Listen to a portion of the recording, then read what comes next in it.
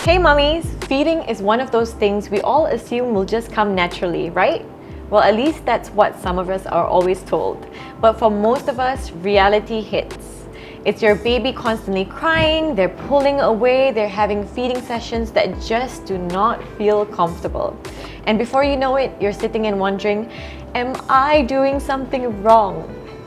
So today, let's talk about the feeding challenges so many of us go through, especially in those early months, and how we can make it feel a little less overwhelming.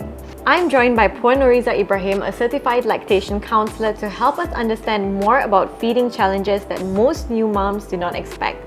Hi Puan Noriza. Thank you for having me, Mahirah. I am happy to be here and have this talk. And we're so happy to have you here. Alright, so Puan Noriza, I think what a lot of moms, the first thing that moms think about is their milk supply.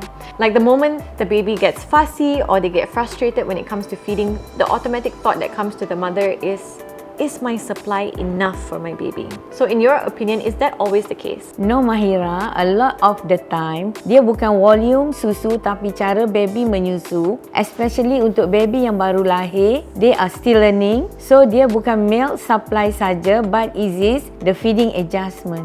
That's actually very reassuring, Puan Noriza, because I know a lot of moms, especially in the early months of motherhood, they tend to blame themselves. Yes, and that very common. Tapi yang paling penting untuk faham ialah baby cerewet during menyusu bukan sebab tak cukup. Sometimes it just mean the baby masih belajar minum susu. So Puan Noriza, you previously mentioned that it's not about the supply. So why do some babies always seem uncomfortable? Why do they seem fussy during feeding?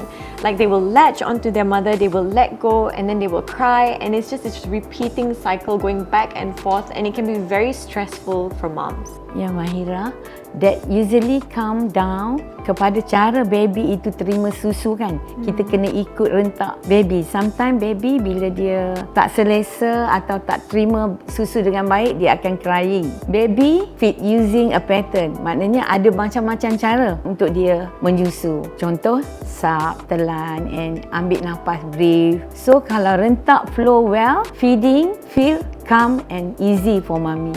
Baby also terima susu dengan baik. But it get distracted, even sikit je, the baby can become tak tenang. So, mommy kena tahu berapa banyak susu yang baby kena minum on that time. So it's basically a rhythm. The baby has a feeding rhythm. So kalau this feeding rhythm is not smooth and flow, and that's why the baby cries. Yeah. Makes a lot of sense. Ya, betul Mahirah. Baby masih belajar on how to coordinate everything.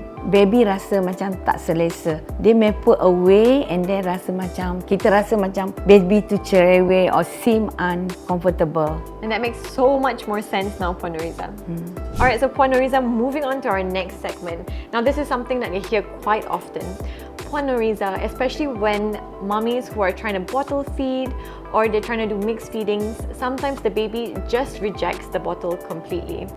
And since you mentioned the importance of the baby's natural feeding rhythm, could it be that the teat size is actually what matters? Yes, that's very true. Milk flow sangat penting in how comfortable feeding is for a baby, and this is usually because of the size putting bottle or flow rate. Apa yang penting is untuk mommy to see how their baby respond to the feeding. If milk flow terlalu cepat, baby tak boleh nak ikut. You akan perasan baby akan batuk, tak mau menyusu atau rasa tak selesa. In this case, kalau ibu nak guna saiz putin yang lebih kecil, ia akan membantu baby menyusu dengan lebih selesa. On the other hand, if the flow is too slow, baby akan jadi frustrated, letih or even tak nak the bottle sebab feeding akan rasa terlalu susah untuk baby. Jadi parent mungkin nak consider moving to a faster flow. Mami akan kena pandai observe baby dan tengok macam mana baby respond to the feeding.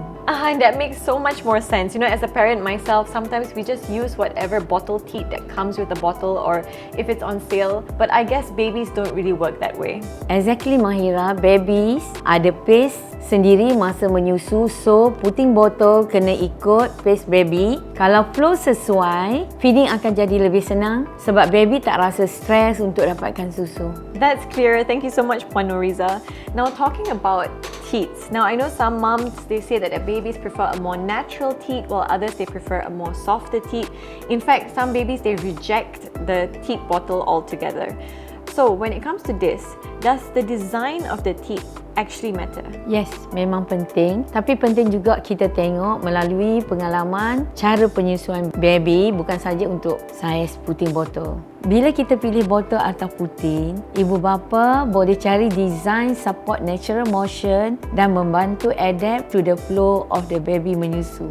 This can be helpful bila baby masih belajar untuk botol feed atau mereka nak tukar between breast atau botol. Parent juga boleh cari botol yang ada built-in anti-colic valve. Design ni akan membantu mengeluarkan angin dari perut baby dan mengurangkan kolik serta ketidakselesaan semasa menyusu. So Mahirah, ia bukan sahaja baby suka puting tertentu, it's more about how bottle and teat work together untuk support a calmer feeding.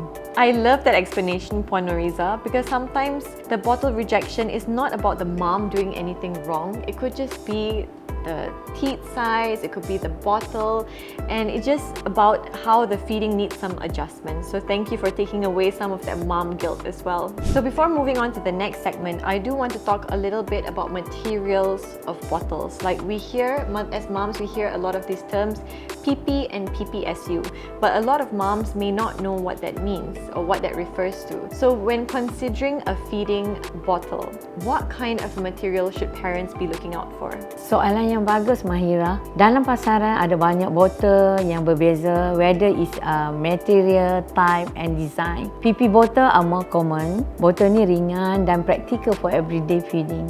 PP SU botol ringan juga Mahirah, tapi lebih durable and lebih tahan panas. Ini boleh membantu ibu bapa yang lebih suka sterilized botol. Paling penting ialah botol diperbuat daripada bahan grade makanan yang selamat dan sesuai untuk dibersihkan dan disteril berulang kali serta selesa digunakan oleh ibu bapa semasa penyusuan harian. Thank you so much, Puan Noriza, for making it so much clearer for us parents. What are some of the things or what are some of the tips that you would give moms right now? For mom out there, ya memang boleh rasa stres juga. Tapi kadang-kadang benda ni sebenarnya cuma perlukan sedikit perubahan kecil saja. Macam position, kelajuan susu ataupun pilih feeding support yang betul pun boleh buat keseluruhan pengalaman ini rasa lebih mudah dan selesa, Mahirah. Dan jangan lupa yang paling penting, mami kena relax. Sebab baby pun boleh rasa bila mami stres. Apabila mami lebih tenang, proses penyusuan itu pun akan rasa lagi selesa untuk mami dan baby. And I love that so much, Puan Noriza, because it reminds us that it always doesn't have to be a big fix. Sometimes it's just the small changes and understanding your baby and even yourself a little better along the way. For parents tuning in, here's something to take away from today. Feeding struggles are actually very common, especially in the early months, and it doesn't always mean that something is wrong. Often it's about understanding your baby's natural rhythm and making small adjustments along the way. Whether it's adjusting the pace, trying different positions, or having the right support in place. These small changes can make a whole experience feel a lot more manageable. Because when feeding feels more in sync, it becomes a lot less stressful for you and your baby. And this is where having the right feeding support can really make a difference. Solutions like the Philips Avent Natural Response PPSU bottle and teat are designed around the idea of supporting your baby's natural feeding rhythm instead of forcing them to adapt. The teat, it releases milk only when your baby actively drinks. So when they pause to swallow or breathe, the milk pauses too, just like how it would happen during real breastfeeding. And this helps feeding feel a lot more natural, more in sync, and a lot less overwhelming, especially in the early months. And because every baby is different, different, having different flow options allows parents to adjust based on what their baby is ready for, rather than relying on a one-size-fits-all approach.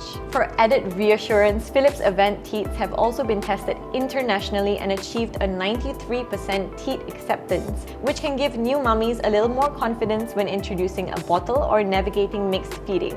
It's this kind of thoughtful design, backed by years of experience working alongside healthcare professionals, that helps parents feel a little more supported in their everyday feeding decisions. And since we know that so many of you are going through this stage right now, we've actually got something a little bit extra for you.